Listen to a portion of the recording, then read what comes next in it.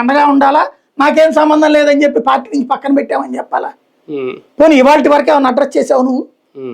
లేదు, కిరణ్ రాయల్ ఇష్యూనే ఉంది, లేకపోతే ఇంకోటి ఉంది. నువ్వేం పరిష్కరించావు అసలు? నువ్వు పెట్టిన మెకానిజం నేను నీ దగ్గరకు వస్తే నాదెళ్ల మనోహర్కి వెళ్ళి చెప్పుకో, హరిప్రసాద్కి వెళ్ళి చెప్పుకో, చెప్తారు వాళ్ళు వింటారు. వాళ్ళు పరిష్కారం ఏం చెప్తారు? చెప్పే అధికారం నువ్వు వాళ్ళకి ఇచ్చావా?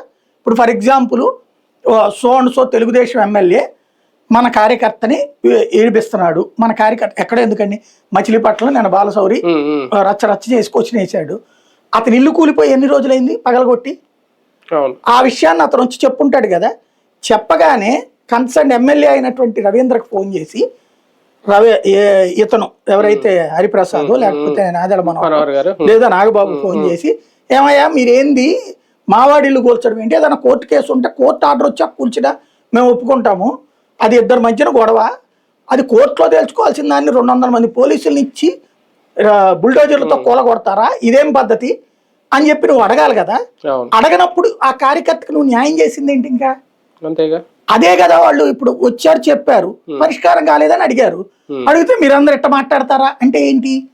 అంటే ఏం జరిగినా మీరు మూసుకు కూర్చోండి, నేను పరిష్కరించడం అనేది నన్ను వదిలేసేయండి. అవన్నీ నేను ఎవడో ఒకటి పేరు చెప్తా, మీరు వాళ్ళ మీద కూడా కంప్లైంట్ చెప్తే మిమ్మల్ని తప్పుడు